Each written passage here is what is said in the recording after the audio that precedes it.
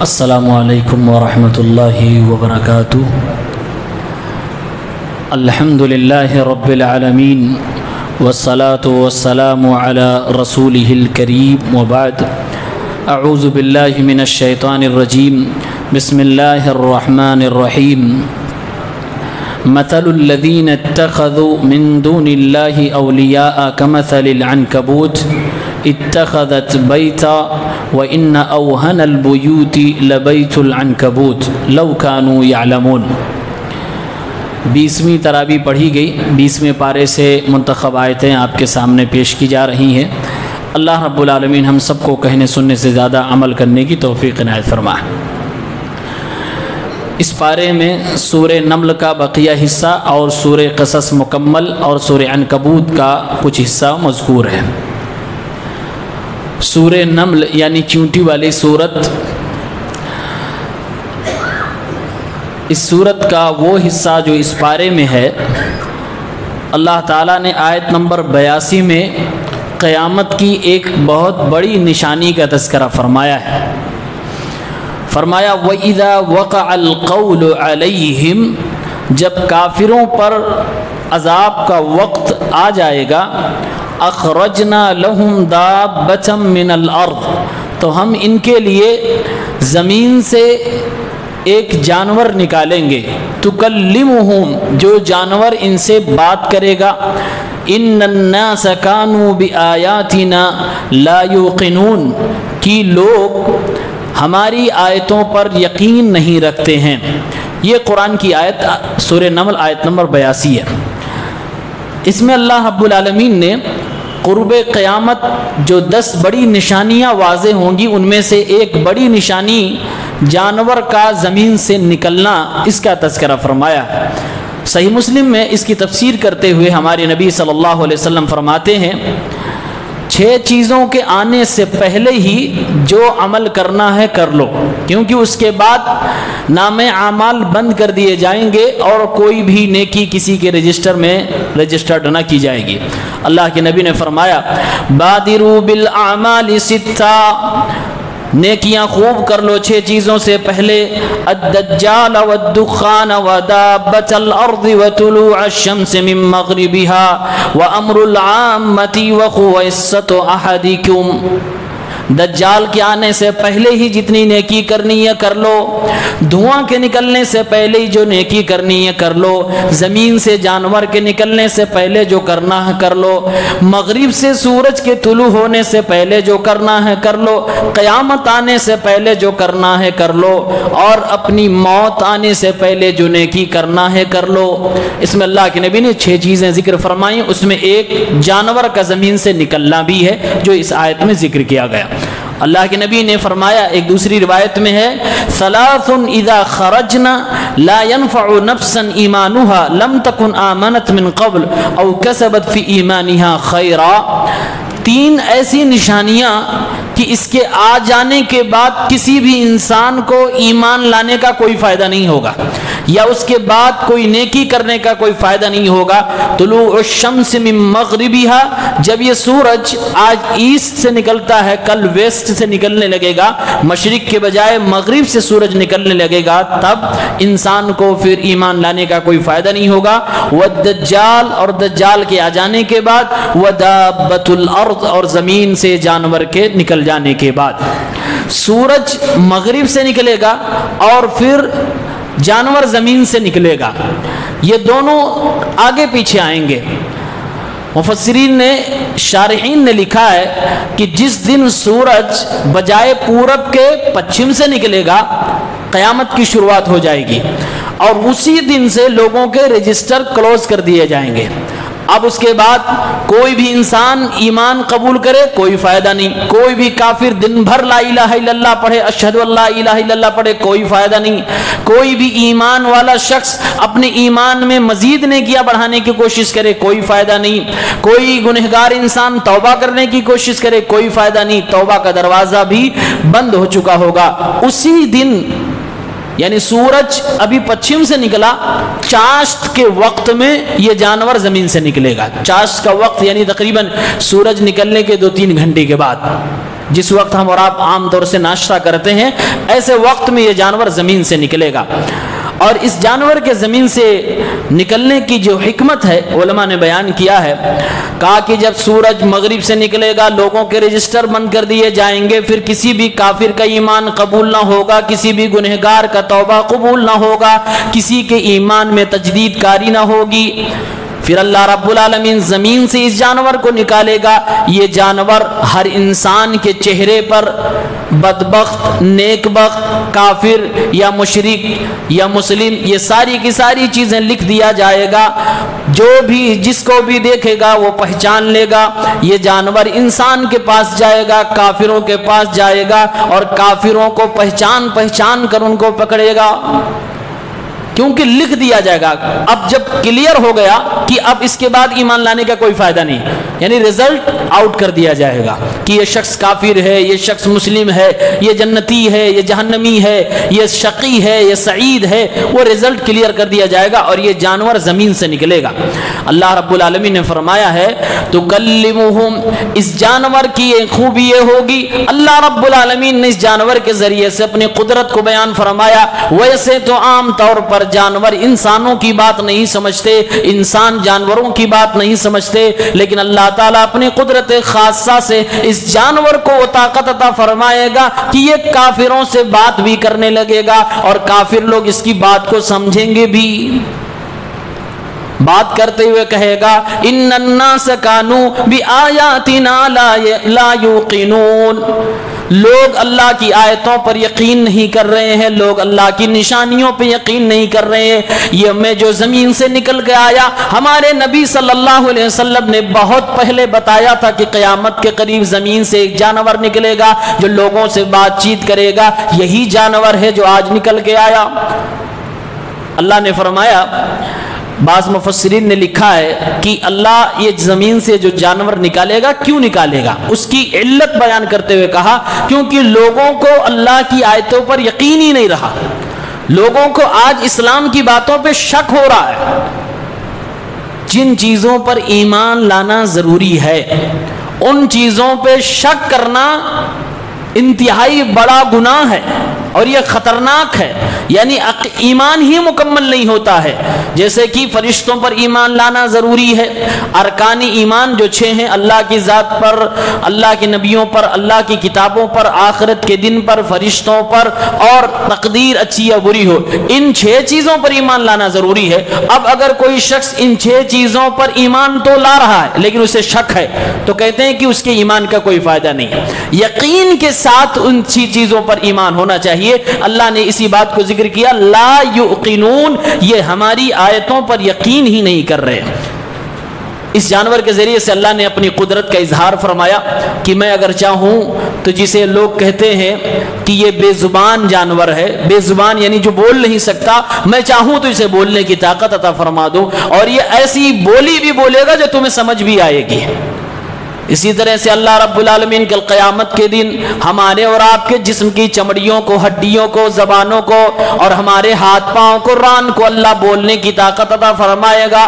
قرآن کریم میں لکھا گیا کہ یہ سارے کے سارے لوگ اللہ رب العالمین کے سامنے انسان سے پوچھیں گے کیوں میرے خلاف تمہاری زبان چلنے لگی، کیوں تم سب کے سب بولنے لگے؟ قالوا انطقنا اللہ الذی انطق کل شیء، یہ جسم کا ہر پارٹ اللہ سے کہے گا، جس اللہ نے زبان کو بولنے کی طاقت دی ہے اسی اللہ نے ران کو، ہاتھ کو، جسم کے دیگر اعضاء کو بھی بولنے کی طاقت دی۔ تو اللہ کی قدرت میں کوئی چیز کمی نہیں ہے، اللہ جسے چاہے بولنے کی طاقت دے۔ اسی دنیا میں اللہ نے بہت ساری مثالیں دکھا رکھی ہیں کہ عام طور سے بچے نہیں بولتے، لیکن حضرت عیسیٰ علیہ السلام ماں کی گود میں بول کے گئے، حضرت جریج کی پاکی کی گواہی دینے والا بچہ بھی گود میں بولا، یوسف علیہ السلام کی گواہی دینے والا بچہ بھی گود میں بولا، فرعون کے محل میں جو عورت جھاڑو لگاتی تھی، فرعون جس کو سزا دینے لگا تو اس کے بچے نے بچپن کی حالت میں ہی، بچپنے میں ہی بول پڑا تھا۔ یہ 4 ایسے تاریخ کے بچے ہیں جو عام طور سے بچپن میں نہیں بولتے، لیکن یہ بچے اللہ رب العالمین کی قدرت سے بول پڑے تھے۔ تو اللہ تعالیٰ جانور کو زمین سے نکالے گا اور یہ قیامت کی نشانیوں میں سے ایک بڑی نشانی ہوگی، اس کے آنے سے پہلے قیامت نہیں آئے گی۔ اور اس آیت میں ایک اہم میسج دیا گیا کہ اسلام کی بنیادی باتوں پر یقین ہونا چاہیے، کیونکہ شک کرنے والے انسان کے ایمان کی کوئی حیثیت نہیں ہے۔ آج ہمیں اور آپ کو اگر سروے کیا جائے تو اکثر و بیشتر لوگوں کو اسلام کی بنیادی چیزوں پر ہی یقین نہیں ہے، اور اسی یقین نہ ہونے کا نتیجہ ہے کہ لوگ چھوٹی چھوٹی بھوشواڑیاں سن کر اور ادھر ادھر کے چمتکار سن کر اپنا عقیدہ خراب کر لیتے ہیں، اور پھر اپنا عقیدہ خراب کر کے اس کی طرف مائل ہو جاتے ہیں، یا اگر اس تک نہیں پہنچ پاتے تو کہتے ہیں بھائی صحیح کہہ رہا ہوگا، اور اس کو صحیح ماننے لگتے ہیں۔ یہ باتیں نارمل نہیں ہیں، یہ ہمارے اور آپ کی ایمان کی جڑ کو کھوکھلی کرنے والی بات ہیں، اور ایمان کا نام ہے یقین کرنا۔ یقین جب تک نہ ہو ایمان نہیں ہوتا۔ ہمیں اور آپ کو جو آنکھوں سے دکھائی دے ایک مرتبہ آپ اس پہ شک کر بھی سکتے ہیں، لیکن ایمان کی باتوں پر آپ کو شک نہیں ہونا چاہیے۔ قرآن کے پہلے صفحے پہ اللہ تعالیٰ نے فرمایا ہے میرا بندہ وہ ہے الذین یؤمنون بالغیب، جو بغیر دیکھے ایمان لاتا ہے۔ ہم اور آپ نے اللہ کو نہیں دیکھا لیکن ہمارا ایمان ہے۔ ہم اور آپ عام طور سے فرشتوں کو نہیں دیکھتے لیکن ہمارا ایمان ہے۔ ہم اور آپ نے اپنے نبی کو نہیں دیکھا ہے اور باقی کسی نبی کو نہیں دیکھا ہے لیکن ہمارا ایمان ہے۔ ہم اور آپ نے قرآن کو اترتے ہوئے نہیں دیکھا ہے لیکن ہمارا ایمان ہے۔ ہمارا ایمان ہے کہ ایک دن ہمیں اور آپ کو مرنا ہے، قبر کے اندر جانا ہے، قبر کے اندر سزا ہے یا تو عذاب ہے، اس کے بعد اٹھنا ہے، اس کے بعد قیامت کا دن آئے گا، اس کے بعد حساب و کتاب ہونا، اس کے بعد جنت و جہنم کا فیصلہ ہونا، پل صراط، اور یہ تمام آخرت کی چیزوں پر ایمان ہے۔ تقدیر اچھی ہو یا بری ہو اس پر بھی ہم سب کا ایمان ہے، اور یہی ایمان ہم اور آپ سے مطلوب ہے۔ اس کے بعد اس بارے میں سورۃ القصص کا تذکرہ ہے۔ سورۃ القصص میں بہت ساری قوموں کو اللہ تعالیٰ نے ذرا تفصیل سے بیان کیا ہے۔ اس میں سے حضرت موسیٰ علیہ السلام کا وہ واقعہ آپ کو میں بتانا چاہتا ہوں جس میں حضرت موسیٰ علیہ السلام کے ذریعے موسیٰ علیہ السلام کو ماننے والے نے موسیٰ علیہ السلام سے مدد طلب کی۔ موسیٰ علیہ السلام نے اپنے حمایتی کی مدد کے لیے آگے بڑھے۔ فَوَكَزَهُ مُوسَىٰ فَقَضَىٰ عَلَيْهِ، موسیٰ علیہ السلام نے اپنے ہاتھ کی مٹھی کو باندھ کر خوب تیزی سے اس سامنے والے کے سینے پہ مارا۔ قرآن کہتا فَقَضَىٰ عَلَيْهِ، اس آدمی کی وہیں پر موت ہو گئی۔ معلوم یہ ہوا کہ موسیٰ علیہ السلام جسمانی اعتبار سے بہت طاقتور تھے، ورنہ ایک گھوسے میں ایک آدمی کی موت ہو جائے یہ نارمل بات نہیں ہے۔ وقضا کا معنی ہوتا ہے کہ مٹھی بند کر کے خوب مضبوطی سے انسان کسی کے سینے میں مارے، اور سینے میں مارنے سے ہو سکتا ہے دھڑکنیں بند ہو گئی ہو، بہرحال اس انسان کا وہیں پر اس کی موت ہو جاتی ہے، انتقال ہو جاتا ہے۔ موسیٰ علیہ السلام نے جب دیکھا کہ یہ تو مر گیا، فوراً کہنے لگے یہ شیطان نے مجھ سے غلط کام کروا لیا۔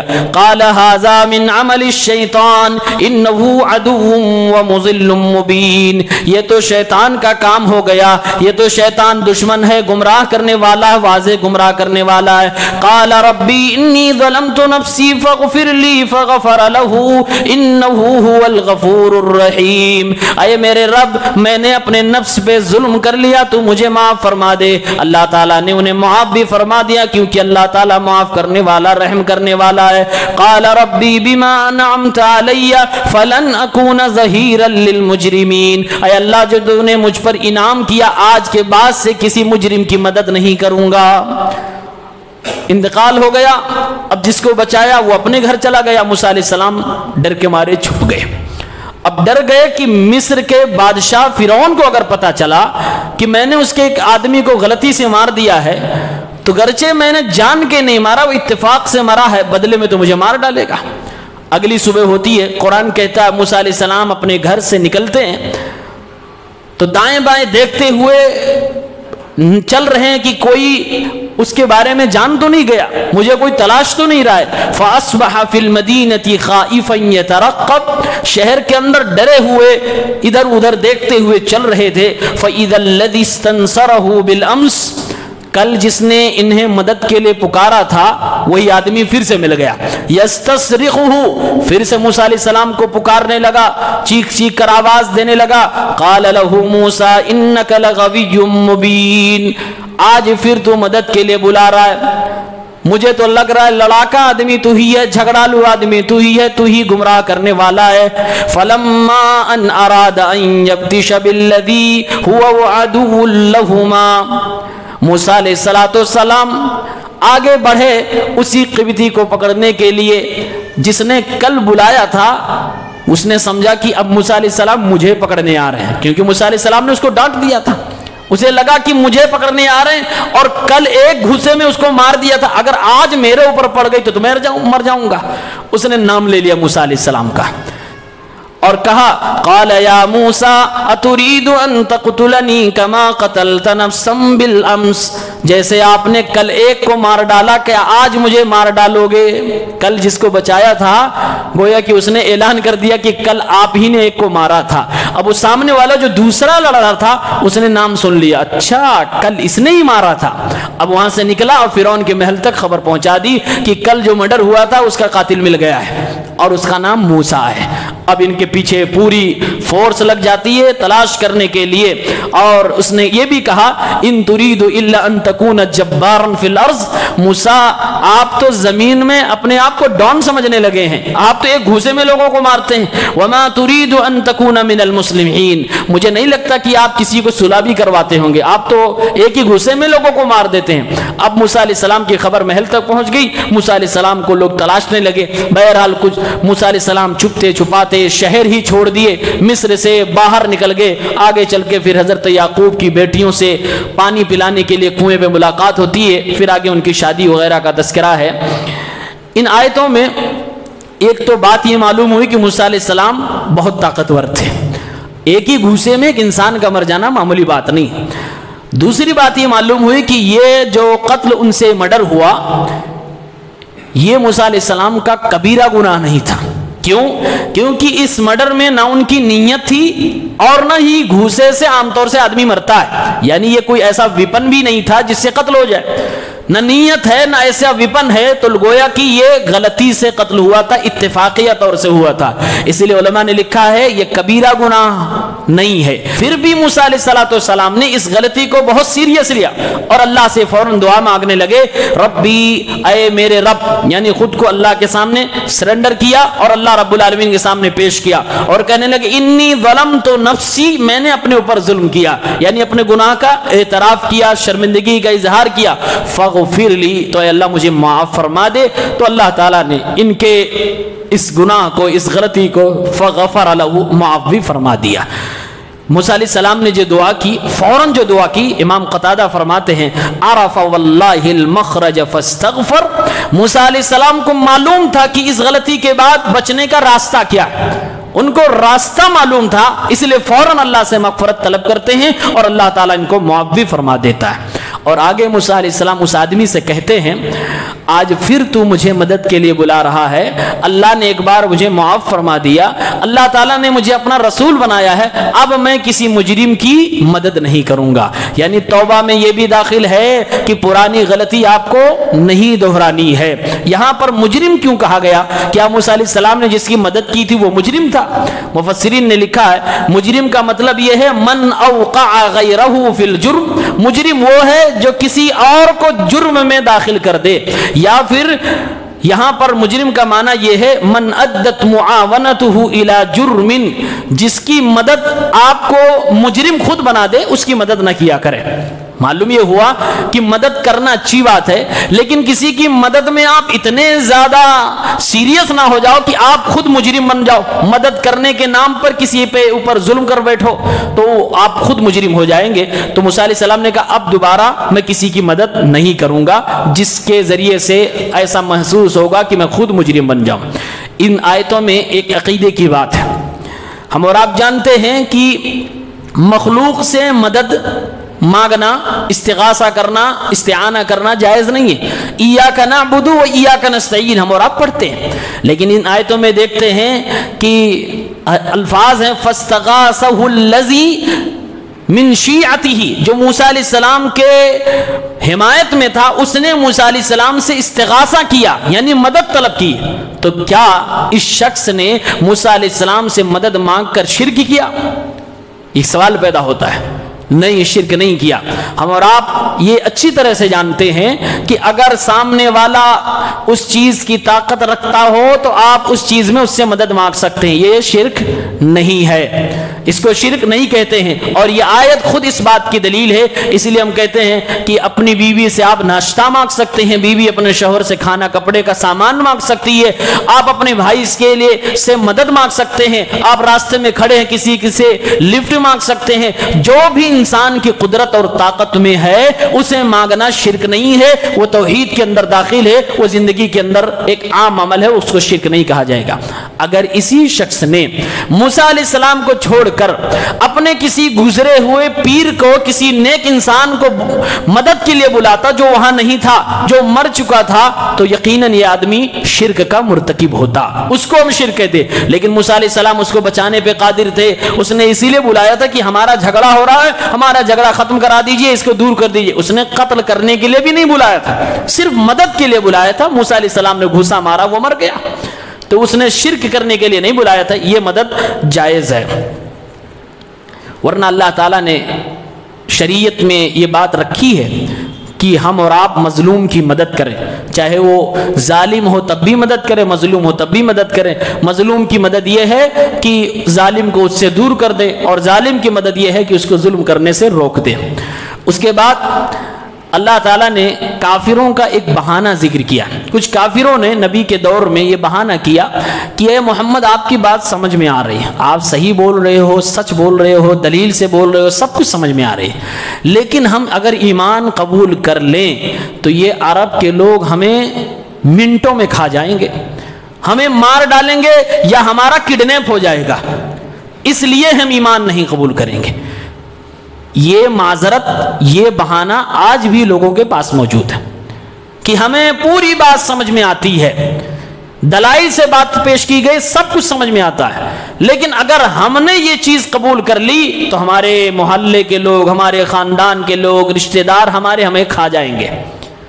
قرآن میں اللہ نے فرمایا وَقَالُوا إِن نَتَّبِعِ الْهُدَى مَعَكَ نُتَخَطَّفْ مِنْ أَرْضِنَا، کہنے لگے اگر ہم ہدایت کی پیروی کر لیں آپ کے ساتھ تو ہمیں ہماری زمین سے اچک لیا جائے گا، ہمیں کڈنیپ کر لیا جائے گا یا ہمیں مار دیا جائے گا۔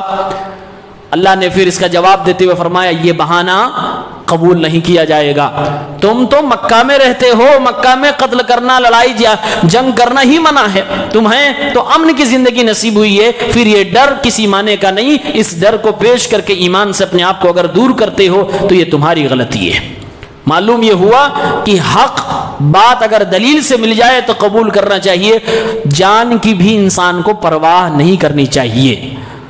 اس کے بعد سورۃ العنکبوت کی شروعات ہوتی ہے۔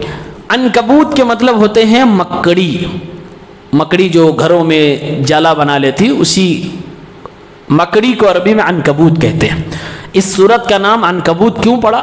اللہ تعالیٰ نے اس سورت میں ایک مثال دی ہے مکڑی کے جالے کی، مکڑی کے گھر کی، اور اللہ نے فرمایا مثل الذین اتخذوا من دون اللہ اولیاء کمثل العنکبوت، جن لوگوں نے اللہ رب العالمین کے علاوہ کسی ولی کو اپنا مددگار بنا لیا، کسی ولی کی عبادت کرنے لگے، تو ایسے لوگوں کی مثال مکڑی کی مثال ہے۔ اتخذت بیتا، جس طریقے سے مکڑی اپنا گھر بناتی ہے، ان لوگوں نے بھی غیر اللہ کی عبادت کرتے، ولیوں کی عبادت کر کے اپنے عقیدے کا ایک فسفسا گھر بنا لیا ہے۔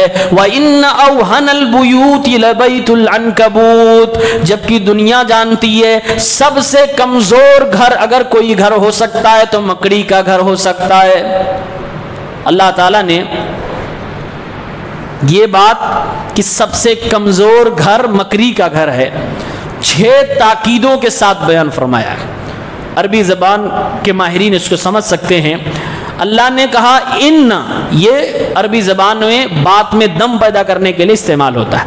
اس کے بعد فرمایا اوہنا، یہ سپرلیٹو ڈگری ہے، یعنی وہن کے معنی ویسے ہوتا کمزور، اللہ نے فرمایا بہت زیادہ کمزور، یہ دوسری تاکید ہو گئی۔ اس کے بعد فرمایا البیوت، بیت مانے گھر، البیوت یہ پلورل نمبر ہے ہاؤس کا یعنی بیت کا، یہ بھی تاکید کے لیے ہے۔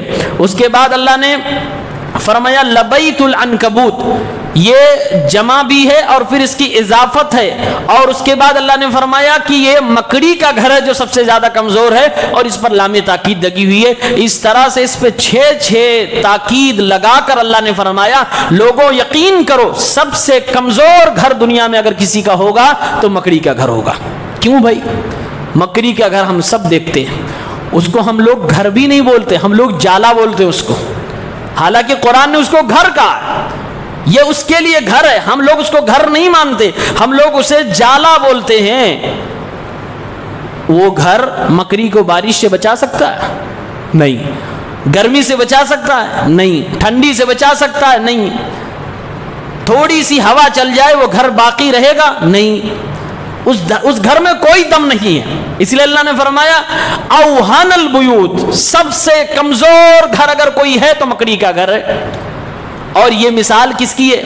اللہ رب العالمین نے بیان فرمایا جس طریقے سے مکڑی اپنا جالا بناتی ہے رہنے کے لیے کہ اس میں ہم رہیں گے، اپنا گھر بناتی ہے، اسی طریقے سے جب کوئی انسان میرے در کو چھوڑ کر کسی در پہ جاتا ہے، جتنا کمزور مکڑی کا گھر ہوتا ہے اتنا ہی کمزور اس بندے کا عقیدہ ہوتا ہے۔ مکڑی کا جالا جس طریقے سے چھوٹی سی چیز گر جانے سے ٹوٹ جائے، اسی طریقے سے اس پھسپھس عقیدے والے انسان کا عقیدہ بھی ختم ہو جاتا ہے، ٹوٹ جاتا ہے۔ کتنا کمزور عقیدہ مشرکوں کا ہے، کتنا کمزور عقیدہ کافروں کا ہے۔ اللہ نے فرمایا لو کانوا یعلمون، کاش کہ لوگوں کو معلوم ہو جاتا۔ اللہ نے یہ بتائی بات کہی کہ کاش کہ لوگوں کو معلوم، کیا بات معلوم ہو جائے؟ لوگوں کو کاش یہ معلوم ہو جائے کہ مکڑی کا گھر سب سے کمزور ہے، اور لوگ میری یہ دی ہوئی مثال کو سمجھ جائیں کہ مکڑی کا گھر سب سے کمزور ہے، اور اللہ فرما رہا مشرک کا عقیدہ مکڑی کے گھر سے بھی زیادہ کمزور ہے، پھر لوگ ایسے عقیدے کے پیچھے کیوں پڑے ہوئے ہیں؟ لوگ ایک اللہ کو چھوڑ کر غیروں کی عبادت میں کیوں لگے ہوئے ہیں؟ اس عقیدے کی کیا اہمیت ہے؟ مکڑی کے جالے میں جیسے وہ پاور نہیں کہ مکڑی کو بارش سے، گرمی سے، سردی سے، ہواؤں سے بچا سکے، ایسے ہی مشرک کے عقیدے میں، مشرک کے معبودان میں وہ طاقت ہی نہیں ہے کہ انہیں کچھ نفع نقصان دے سکے، انہیں بیٹا بیٹی دے سکے، انہیں ایک جاب دلا سکے، انہیں کچھ بھی نہیں دلا سکتے ہیں، پھر بھی لوگ پیچھے پڑے ہوئے چڑھاوے پہ چڑھائے جا رہے ہیں، ان سے محبت کیے جا رہے ہیں اور لڑے جا رہے ہیں۔ پھر آگے اللہ نے فرمایا لوگوں کو یہ بھی بہانہ مل جائے گا کہ صاحب یہ قرآن کی آیت تو بتوں کے بارے میں ہے، دیگر معبودان کے بارے میں نہیں ہے۔ اللہ نے اس کا بھی جواب دیتے ہوئے فرمایا ان اللہ یعلم ما يدعون من دونه من شیء، اللہ تعالیٰ اچھی طرح سے جانتا ہے کہ اللہ کے علاوہ اس پوری دنیا میں کس کو بلایا جاتا ہے، کس کو پوجا جاتا ہے، کس کی عبادت کی جاتی ہے۔ ان تمام معبودان باطلہ کی بحیثیت معبود اللہ کی نگاہ میں کوئی حیثیت نہیں۔ وہو العزیز الحکیم، اللہ رب العالمین طاقتور ہے، اللہ رب العالمین غالب ہے، زبردست حکمت والا ہے، اسی کا قانون چلنے والا ہے۔ وَتِلْكَ الْأَمْثَالُ نَضْرِبُهَا لِلنَّاسِ، یہ مثالیں جو میں نے بیان کی ہے میں لوگوں کے لیے بیان کر رہا ہوں۔ وَمَا يَعْقِلُهَا إِلَّا الْعَالِمُونَ، ان مثالوں کو سوائے عالموں کے کوئی سمجھ بھی نہیں سکتا۔ یعنی قرآن میں اللہ نے فرمایا جو توحید پرست ہوں گے، جن کو توحید کی اہمیت معلوم ہوگی، توحید کا علم ہوگا، وہی اس مثال کو سمجھ پائے گا، ورنہ مشرک تو جاہل ہوتا ہے، اسی لیے اپنی جہالت کی وجہ سے شرک کرتا ہے، ان کو یہ مثال سمجھ بھی میں نہیں آئے گی۔ اللہ نے فرمایا وما يعقلها الا العالمون، عالموں کے علاوہ ان مثالوں کو کوئی نہیں سمجھتا۔ اللہ تعالیٰ نے قرآن میں ایک جگہ فرمایا ان اللہ لا يستحی ان يضرب مثلا ما بعوضہ، اللہ تعالیٰ جب کسی چیز کی مثال بیان کرتا تو اللہ کو شرم نہیں آتی۔ قرآن میں اللہ تعالیٰ نے مچھر کی بھی مثال بیان کی ہے، مچھر کی مثال بیان کی، یہاں پر اللہ نے مکڑی کی مثال بیان کی، قرآن میں اللہ تعالیٰ نے کتے کی بھی مثال بیان کی ہے، اللہ نے مکھی کی مثال بیان کی ہے، اور عموماً یہ ساری کی ساری مثالیں بیان کی گئی ہیں توحید اور شرک کے پس منظر میں۔ اللہ فرما رہا ہے مشرکو تم مکھی نہیں پیدا کر سکتے، مشرکو تمہارا عقیدہ مکڑی کے جالے سے بھی زیادہ پھسپھسا ہے، مشرکو تمہاری اہمیت میری نگاہ میں مچھر کے پر کے بھی برابر ہوتی تو تمہیں بھوکا مارتا میں۔ یہ سارے چھوٹی چھوٹی مخلوقوں کا ذکر کر کے اللہ مثال دے کر توحید سمجھا رہا ہے کہ یہ چھوٹی میری مخلوق جو تمہارے سامنے کچھ نہیں ہے تو میرے سامنے اس کی کیا حیثیت ہو سکتی ہے۔ انسان مکھی کو کچھ نہیں سمجھتا، انسان مکڑی کو کچھ نہیں سمجھتا، مکڑی کے جالے کو یوں ہاتھ سے کر کے ختم کر دیتا، پورا گھر ختم ہو جاتا ہے۔ اللہ فرما رہا ہے جب تم خود اس کو نہیں سمجھ سکتے ہو، پھر کیسے تم اپنے سے چھوٹی مخلوق کو، اپنے سے کمتر مخلوق کو میرے برابر لا کے کھڑا کر دیتے ہو؟ کیا تمہیں اتنی بات سمجھ میں نہیں آتی؟ اللہ نے فرمایا جو سمجھدار ہوگا، جو علم والا ہوگا، اسے سمجھ آئے گی، اور جو جاہل ہوگا اسے نہیں سمجھ آئے گی۔ یہاں پر ایک اعتراض، ایک سوال پیدا ہو سکتا ہے۔ اللہ نے فرمایا مکڑی کا جالا، مکڑی کا گھر، مکڑی نے اگر گھر بنایا ہے تو کچھ تو اس کو فائدہ ملتا ہوگا، ورنہ اس کے گھر کا کیا مطلب؟ اس کو کچھ تو اس کو فائدہ ملتا ہوگا۔ تو اللہ نے جو مکڑی کے گھر کی مثال مشرک کے عقیدے کی دے دی، تو گویا کہ جس طرح سے مکڑی کو اپنے گھر سے کچھ تھوڑا فائدہ مل سکتا ہے، ایسے مشرک کو بھی اپنے شرک سے کچھ فائدہ ملتا ہوگا، اور اگر نہیں ملتا ہے تو گویا مثال صحیح نہیں ہوئی، اور مثال تو بیان اللہ نے کی ہے۔ مفسرین نے اس کا جواب دیا ہے کہ ہاں، مکڑی کے جالے سے، مکڑی کے گھر سے مکڑی کو فائدہ ہوتا ہے، مکڑی کم از کم اس پر چلتی ہے، اپنے لیے برج کے طور پر استعمال کر لیتی ہے، کچھ نہ کچھ اس کا فائدہ ضرور ہوتا ہے، جبھی تو مکڑی اپنا گھر بناتی ہے۔ اگر کچھ فائدہ نہ ہوتا تو وہ گھر بناتی ہی نہ۔ اسی طریقے سے جو انسان دنیا میں اللہ کو چھوڑ کر دوسرے معبودوں کی عبادت کرتا ہے، چاہے وہ قبر کے اندر کی عبادت کر رہا ہو یا قبر کے باہر زمین پر کسی کی عبادت کر رہا ہو، پتھروں کی، لکڑیوں کی، مردوں کی، کسی کی بھی عبادت کر رہا ہو، اللہ رب العالمین بیان فرماتا ہے حقیقت میں ان کو تو کوئی فائدہ ملنے والا نہیں، جس طریقے سے مکڑی کو اپنے گھر سے کوئی حقیقی فائدہ ملنے والا نہیں، اسی طریقے سے ان کو بھی فائدہ نہیں ملنے والا۔ ہاں، تھوڑا بہت فائدہ ہو سکتا ہے تو دنیا کا فائدہ ہو سکتا ہے، کسی نے مزار بنا لیا، لوگوں کے چڑھاوے سے اس کو انکم بڑھ سکتی ہے، وہ اپنی دنیا تو بنا سکتا ہے، یہ ظاہری اس کو فائدہ مل سکتا ہے، لیکن حقیقت میں اس کو ذرہ برابر وہ فائدہ نہیں ملے گا جس کے لیے وہ بنایا ہے۔ لوگوں نے قبر کے اندر مدفون شخص کی عبادت کرنا شروع کر دی، اس سے مانگنا شروع کر دیا، معبود سمجھنا شروع کر دیا، مدد میں پکارنا شروع کر دیا، یہ سب بحیثیت معبود کیا جا رہا۔ اللہ نے فرمایا وہ لوگ کسی کی مدد نہیں کر سکتے، بلکہ قیامت کے دن اپنی عبادت کا انکار کر کے ایسے لوگوں کے خلاف اللہ کے سامنے گواہی دیں گے، حجت قائم کریں گے، یعنی ان کو معبودوں سے کوئی فائدہ نہیں ہے، ہاں دنیاوی طور سے ان کو فائدہ مل جاتا ہے، ان کی شہرت ہو جاتی ہے، لوگ ان کے یہاں زیادہ آنے لگتے ہیں، ان کو نذرانے ملنے لگتے ہیں، ان کو چڑھاوے ملنے لگتے ہیں، دنیا ان کی چمک جاتی ہے، تو اتنا ہی ان کو فائدہ ہے۔ اسی لیے اللہ تعالیٰ نے فرمایا مکڑی کو بھی تھوڑا ہی فائدہ، ان کو بھی دنیاوی تھوڑا ہی فائدہ، اس لیے مثال بالکل عین مشرکوں کا اور کافروں کے اوپر فٹ بیٹھ رہی ہے۔ اللہ نے فرمایا جیسے اس کو تھوڑا سا فائدہ ہے ویسے اس کو بھی تھوڑا سا فائدہ ہے، ورنہ اگر مکڑی کے جالے کو ایسے کرو ختم ہو جائے، ایسے یہ بھی ہیں، کوئی فرق نہیں پڑنے والا، ان کی ایک ذرہ ان کو نفع و نقصان پہنچانے کے لائق ان کے معبود نہیں ہوتے، لیکن پھر بھی یہ سب کے سب لوگ اسی کے پیچھے پڑے رہتے ہیں۔ اللہ نے گویا کہ یہ بھی بیان فرمایا اگر دنیا کے تمام ادیان کو دیکھا جائے تو دین کے معاملے میں، دھرم کے معاملے میں اسلام کے مقابل میں باقی دھرموں کی وہ حیثیت ہے جیسے مکڑی کے جالے کی حیثیت ہو، اور اگر اسلام کے اندر کی بات کی جائے تو توحید والے مسلک اور مذہب کے مقابلے میں شرک و بدعت والے مسلک اور مذہب کی وہی حیثیت ہے جیسے مکڑی کے جالے کی حیثیت ہے، یعنی سب سے مضبوط اگر کوئی دین ہے تو اسلام کا ہے، اور سب سے مضبوط اگر کوئی مسلک اور منہج ہو سکتا ہے تو توحید کا منہج ہو سکتا ہے۔ اسی لیے میں بار بار آپ سے کہتا ہوں توحید اصلی اسلام کی پہچان ہے۔ اگر آپ کو کسی بھی مسلک کے اندر توحید پیور مل رہی ہے تو یہ جان لیجئے کہ انشاءاللہ ثم انشاءاللہ وہی مسلک حق ہے، وہی فرقہ ناجیہ ہے، اور جنت میں جانے والا گروہ وہی ہے۔ اور جس کے ہاں توحید میں کمی پائی جائے، نبی کریم صلی اللہ علیہ وسلم کی سنت سے بغاوت پائی جائے، وہ لاکھ اپنے آپ کو سجا لے، اللہ اپنے آپ کو اسلام کا خادم بنا کر پیش کرے اور محمد الرسول اللہ صلی اللہ علیہ وسلم کا دیوانہ، عاشق، مجنون، پاگل کچھ بھی بنا کر پیش کرے، کتا کچھ بھی کہہ ڈالے، لیکن وہ اسلام کا صحیح ترجمان نہیں ہو سکتا، اسلام کا صحیح مسلک نہیں ہو سکتا ہے۔ یہ قرآن کی جو آیت ہے مکڑی کے جالے والی، یہ بہت زیادہ غور کرنے کی آیت ہے، اس پر جتنا غور کریں گے آپ کا دماغ کھلتا جائے گا شرک اور توحید کے حوالے سے۔ اس لیے اللہ نے اخیر میں کہا وَمَا يَعْقِلُهَا إِلَّا الْعَالِمُونَ، عالموں کے علاوہ اس کو کوئی نہیں سمجھے گا۔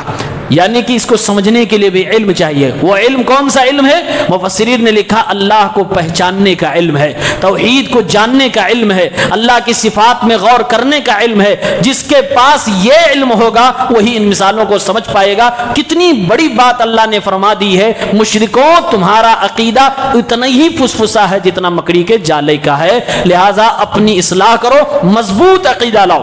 مسلمان کا عقیدہ کیسے ہوتا ہے؟ قرآن سورہ ابراہیم میں اللہ رب العالمین نے کہا ہے أَلَمْ تَرَ كَيْفَ ضَرَبَ اللَّهُ مَثَلًا كَلِمَةً طَيِّبَةً كَشَجَرَةٍ طَيِّبَةٍ أَصْلُهَا ثَابِتٌ وَفَرْعُهَا فِي السَّمَاءِ. اللہ نے فرمایا لا الہ الا اللہ اور توحید یہ ایک پاک کلمہ ہے.